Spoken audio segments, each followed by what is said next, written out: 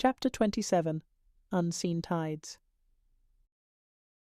The dawn brought a rare moment of quiet to Anna Petrov's estate, but the serenity was deceptive. Beneath the surface, forces were moving, and the wives could feel the shifting currents. They had solidified their power, but the city was vast, and unseen tides threatened to disrupt their hard-won stability. Anna's morning. Anna stood on the balcony of her study, her eyes scanning the city skyline. The weight of leadership rested heavily on her shoulders, but she bore it with the poise of someone who had long learned to mask her burdens. Her phone buzzed on the desk behind her.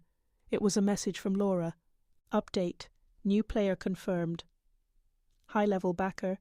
Meeting at the Regency Hotel tonight. Will surveil. Anna's jaw tightened. She typed a quick response. Good work. Proceed with caution. Convene afterward. She turned back to the city, her thoughts already racing. Another challenge was rising, and she needed to be ready. Maria's discovery. Maria worked tirelessly in her office, her monitors glowing with data from their surveillance network. She was tracing financial transactions tied to the new player, a shadowy figure who had begun recruiting from the remnants of Isadora Vance's network. One account caught her attention, a series of large transfers routed through offshore banks and funneled into an upscale property development in the heart of the city. She called Anna. The Regency Hotel isn't just a meeting spot, it's a front. They're using it to launder money and stage their operations. Anna's voice was calm but firm. Then it's our next target. Keep digging. I want every detail. Sophia's alliance. Sophia met with a prominent socialite at her gallery, her charm and diplomacy on full display. The woman had connections to the city's elite and could provide valuable intel on the new player's influence.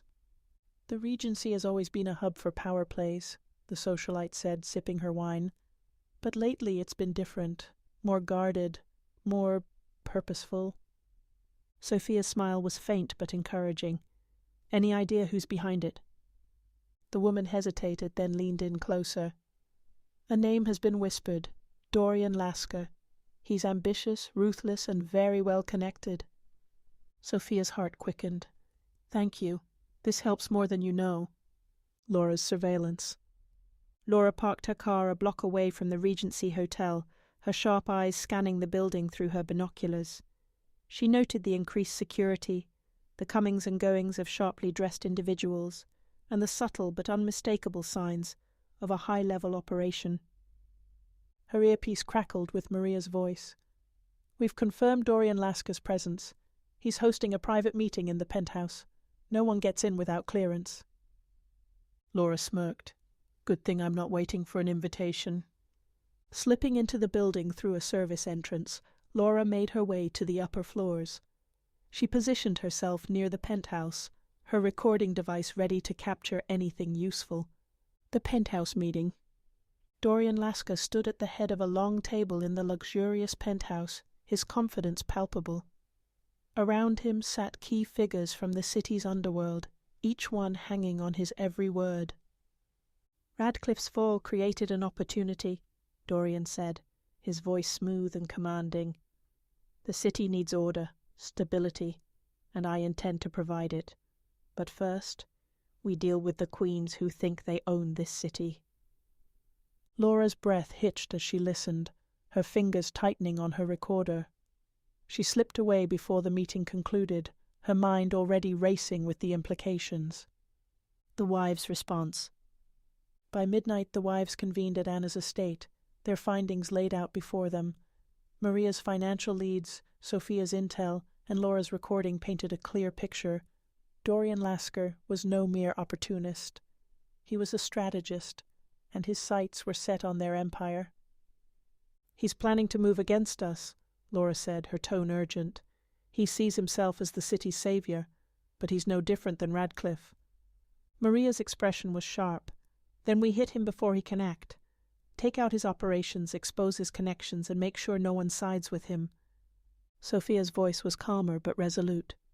We also control the narrative. If we turn public opinion against him, his alliances will crumble. Anna nodded, her gaze steady. Then it settled. We dismantle him piece by piece. This city is ours, and we'll make sure it stays that way. The first move. The wives launched their operation with precision. Maria froze the accounts tied to the Regency's operations, cutting off Lasker's funding. Sophia used her connections to spread rumors of dissent among his allies, planting seeds of doubt. Laura coordinated a raid on one of his safe houses, recovering documents that further exposed his network. By dawn, the tides had shifted again. Lasker's power was no longer unseen, it was unraveling, a message delivered. As the sun rose, a courier arrived at the Regency Hotel, delivering a single envelope to Dorian Lasker. Inside was a playing card, the Queen of Hearts, with a note scrawled in bold handwriting. "This city bows to queens, not pretenders." The wives' oath. Back at the estate, the wives shared a quiet moment of triumph. Anna raised her glass, her voice steady. "To seeing every challenge before it arrives, to ruling without fear, and to ensuring no one forgets who holds the power in this city." Maria, Sophia, and Laura raised their glasses, their unity unshaken. Together, they faced the future, knowing that as long as they stood together, no unseen tide could overturn their reign.